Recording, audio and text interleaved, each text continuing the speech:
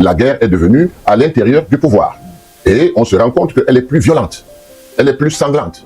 Et aujourd'hui, le pouvoir s'entre-déchire de manière violente. Et c'est pour cette raison que j'ai salué le fait qu'il y ait un lanceur d'alerte qui sorte du pouvoir. Je dois dire que ce n'est pas aujourd'hui que le président de la République nous a montré qu'il aime la Suisse. Il aime être au bord du lac Léman. Ce n'est pas aujourd'hui. Mais tous ces gens qui interviennent et qui se contredisent montrent à souhait qu'eux-mêmes n'approchent pas le président de la République. Je suis dans une situation assez complexe. L'administration territoriale refuse de me reconnaître comme le président de l'AFP. Moi, je le dis haut et fort, je n'irai jamais dans le G20. C'est pas possible. Vous faites peur, vous avez le sentiment que vous faites peur au MINAT, à l'administration territoriale? Je ne sais pas. Disons que comme tous les Camerounais, j'ai été particulièrement intéressé par les sorties de ce capitaine. Et faut-il le rappeler, qui était au cœur même des renseignements à la présidence de la République. Parce que quand on écoute le capitaine, la première réaction, c'est de se dire, est-ce que c'est possible? Est-ce que c'est pas un fabulateur? Mais après cela, on se rend compte que c'est un homme sensé, en pleine possession, n'est-ce pas, de ses moyens, et un véritable lanceur d'alerte. Un lanceur d'alerte qui nous prend à témoin. C'est comme ça que j'ai compris la chose. Et je répète c'est un ancien chef de renseignement au palais. Donc, il y a lieu de prendre avec beaucoup d'intérêt ce qu'il peut nous dire. Et dès lors, ces confessions sont d'une extrême gravité. Il donne les noms, il relève les faits, il met à nu les secrets d'État, et il affirme se tenir à la disposition de la justice de son pays. Comment peut-on ne pas lui accorder donc du crédit? Je pense qu'il affirme être prêt à se confondre. Ces accusations sont terribles. Jamais dans l'histoire de notre pays, nous n'avions assisté à un tel déballage. Je dois dire que moi, depuis les années 90, j'ai été de tous les combats de l'opposition. Je dois dire que ce pouvoir nous a tenus en tenaille, à tout cadenasser, au point où aujourd'hui au Cameroun, on se pose la question de savoir qu'est-ce qu'il nous reste à faire. Et puis subitement, nous avons un lanceur d'alerte qui fait ce que nous n'avons pas pu faire depuis 30 ans. Il faut tenir compte de cela, et c'est en ça que c'est intéressant de suivre minutieusement.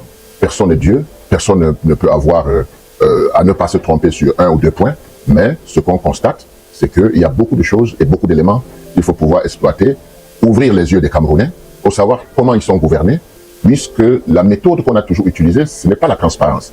On ne dit rien, et puis voilà, on subit tout. Aujourd'hui, nous sommes confrontés à une situation où les Camerounais commencent à voir comment ils ont été gouvernés. Et je pense que c'est très important, n'est-ce pas, de voir cela et de savoir trier ce que nous pouvons garder à l'esprit qui peut faire avancer notre pays. La guerre est devenue à l'intérieur du pouvoir. Et on se rend compte qu'elle est plus violente, elle est plus sanglante. L'opposition, il a fallu que le ministre de l'administration territoriale prenne certaines dispositions pour que les partis politiques se trouvent en difficulté. Il a fallu qu'ils prennent certaines dispositions pour que les leaders se sentent engagés avec leur tribu. Et ça, c'est quelque chose qui a été monté exprès pour que nous ne puissions pas avoir au niveau de l'opposition une assise comme on le faisait dans les années 90 pour parler du Cameroun ensemble pour dégager des consensus. Donc, faute de pouvoir s'asseoir et dégager des consensus, on a laissé le champ libre au pouvoir. Et aujourd'hui, le pouvoir s'entre-déchire de manière violente. Et c'est pour cette raison que j'ai salué le fait qu'il y ait un lanceur d'alerte qui sorte du pouvoir. Parce que les gens ont tendance à penser que quand on critique le pouvoir, on peut diriger un pays. Non, si on ne connaît pas les secrets d'un pays, on ne peut pas le diriger. Et aujourd'hui, nous avons quelqu'un qui vient nous mettre sur la table les secrets du pays. Et ça peut permettre d'amorcer des attitudes où demain, on peut refonder, on peut avoir une réconciliation, on peut avoir justice et paix pour que le Cameroun redémarre. Alors, Président Sambaka, vous semblez saluer cette sortie du capitaine Foudou. Avez-vous le sentiment aujourd'hui que ces révélations puissent, ou alors soit quand même de fragiliser l'autorité de l'État? Oui, ben, vous savez, quand vous écoutez bien le capitaine, vous vous rendez compte qu'il n'y a pas que l'opposition qui est coincée. Même le pouvoir, il est coincé. Et il est bien coincé. Donc, qu'est-ce qui va se passer? Je pense que nous allons assister à une situation où il n'y a que le peuple qui pourra donc se prononcer. Parce que ce qui a manqué le plus au peuple camerounais, c'est de ne pas avoir pris suffisamment compte du fait que c'est lui le souverain et que c'est lui qui doit dicter ses lois aux politiques. Ils ont engagé le suivisme comme au temps du parti unique, chacun dans son parti politique, en oubliant que les partis politiques sont des minorités à côté du peuple souverain. Or, les élections de 2025 nous ont montré que le peuple, là d'attendre que les politiques s'entendent, a choisi quelqu'un. Et ils ont voté du nord au sud, de l'est à l'ouest, cette personne. Et cela doit nous remettre en cause, nous les partis politiques, pour réfléchir que nous ne pouvons pas bâtir ce pays dans la division, mais qu'on ne peut le faire que dans le consensus. C'est quelque chose de très fort. Je ne sais pas si les gens le perçoivent, mais si nous ne le percevons pas aujourd'hui, dans 10 ans, dans 20 ans, nos petits-enfants viendront réparer toutes les gaffes que nous commettons aujourd'hui, de ne pas comprendre que le pays, le Cameroun est un pays de diversité et que personne dans son petit coin ne peut diriger le Cameroun. Alors, on va rappeler que les révélations du capitaine Foulou interviennent dans un contexte où les Camerounais sont dans l'attente de la nomination d'un nouveau gouvernement et également celle du vice-président. Est-ce qu'on peut voir un lien entre ces révélations et le climat socio-politique actuel du Cameroun? Il est difficile pour moi de lier tout cela parce que les révélations arrivent bien longtemps après. La décision d'un gouvernement va atteindre ses 9 mois, c'est-à-dire pour une femme enceinte, c'est à ce moment qu'elle accouche.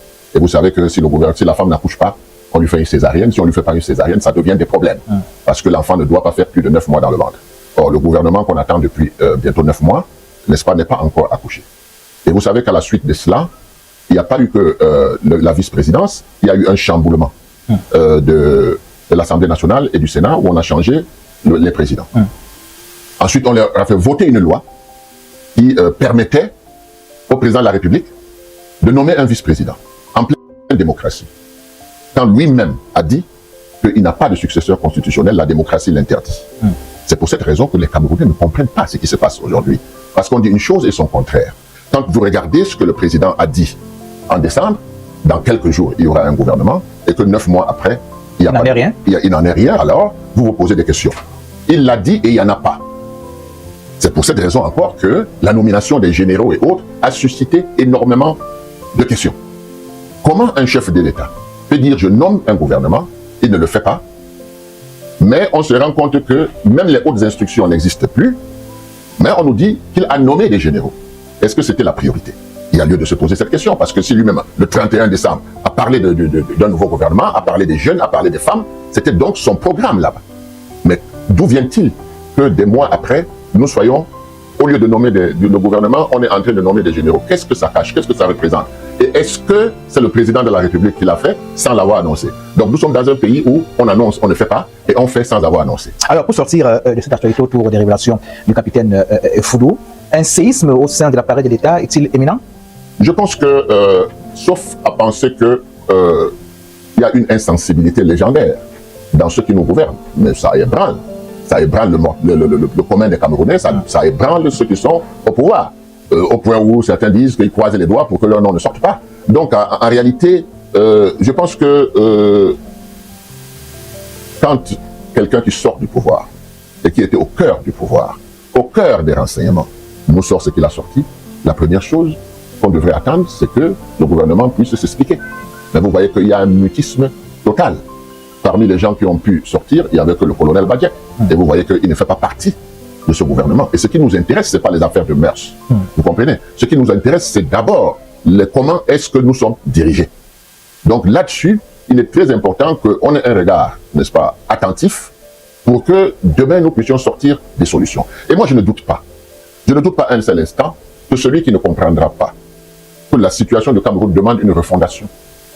Une chose qui est importante, parce que l'alternance du vice-président, même nommé, ne pourrait pas résoudre les problèmes du Cameroun. Le Cameroun est profondément sinistré. Et il faudrait que les fils et les filles du Cameroun puissent s'asseoir pour repenser l'avenir du Cameroun. Si on ne le fait pas, on va tout simplement repousser l'échéance.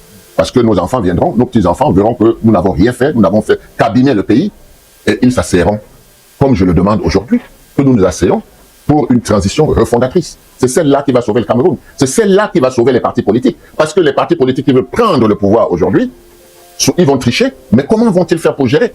Parce que, ma foi, avec autant de sinistres, avec autant de dysfonctionnements, quand vous y arrivez, vous ne comprendrez que dalle et vous risquez d'avoir le peuple contre vous.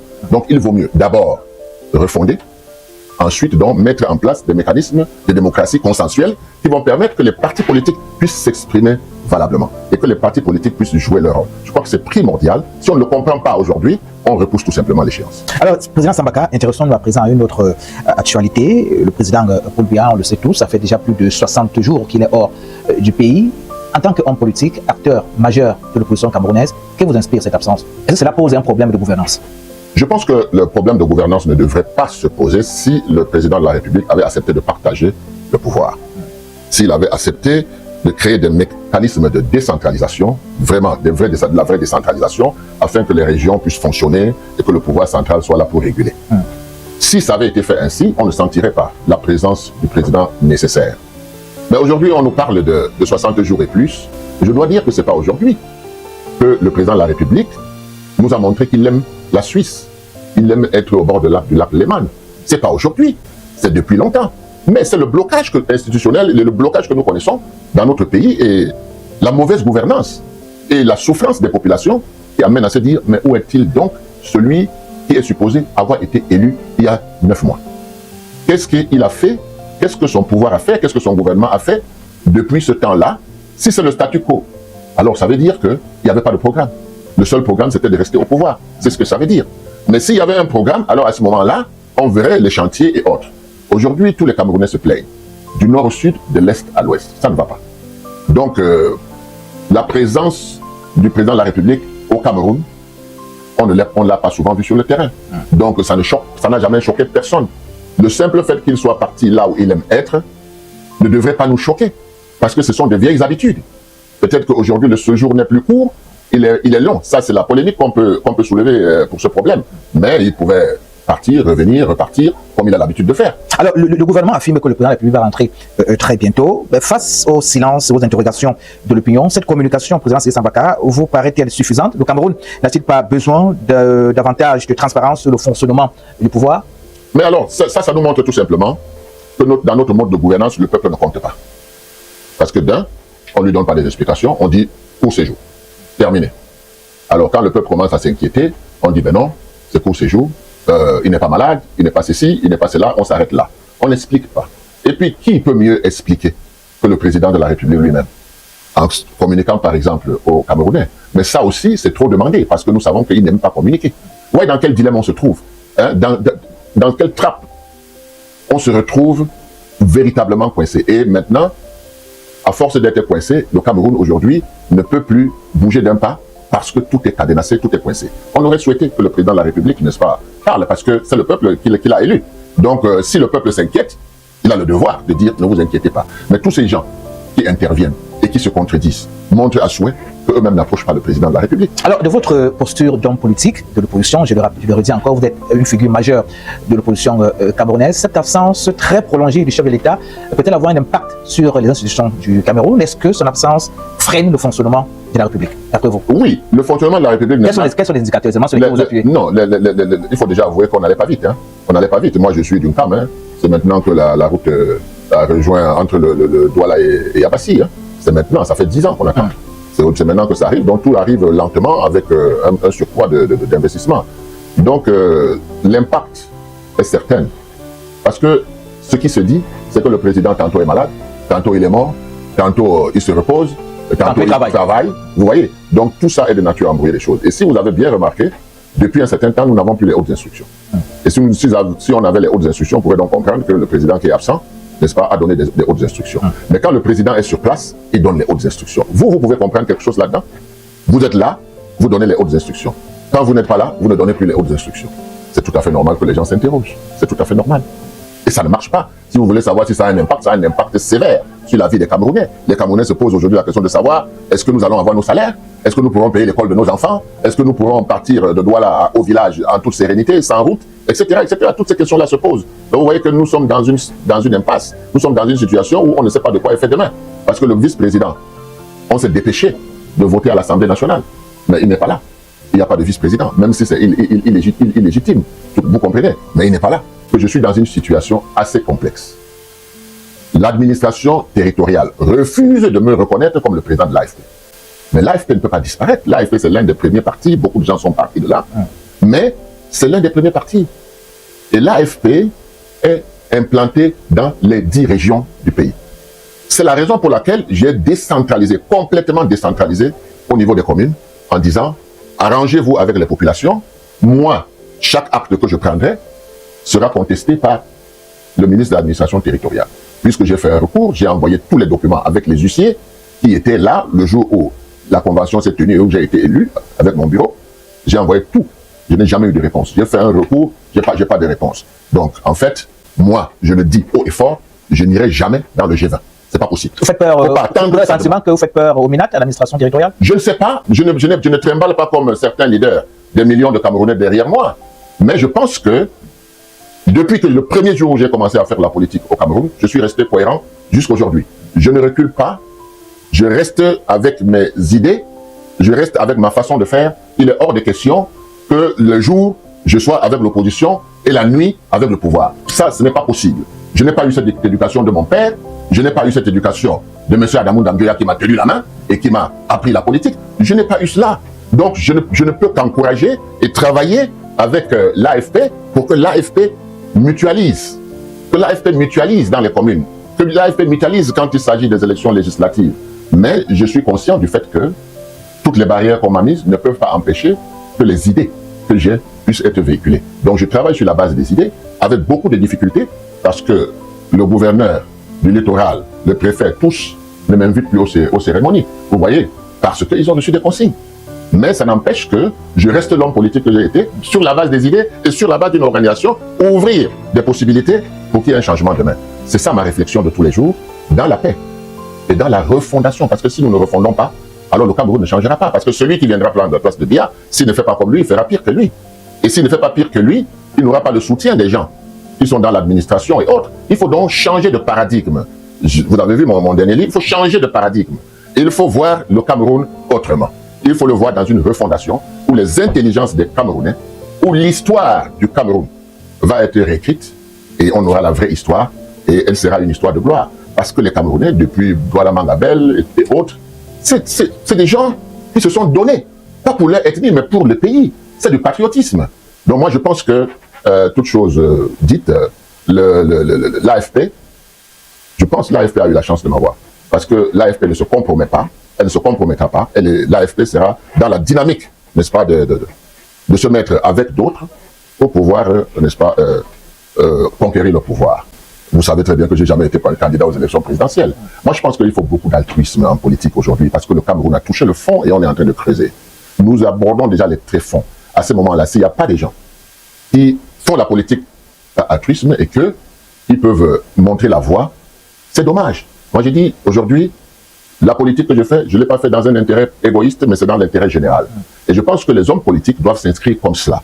Parce que s'ils font la politique dans l'intérêt particulier, eh bien, dis donc, ceux qui sont lésés, c'est encore le peuple. Mais le peuple, lui, il doit s'émanciper. Le peuple doit connaître ses droits, ses devoirs, il doit agir, il doit voter, il doit s'inscrire, voter, contrôler, sanctionner. Tout ça, quand ça va arriver, le Cameroun va se relever. Mais si on continue avec les buzz, voilà, l'autre de telle tribu, il a fait ceci, l'autre tribu ne peut pas, l'autre tribu peut, non.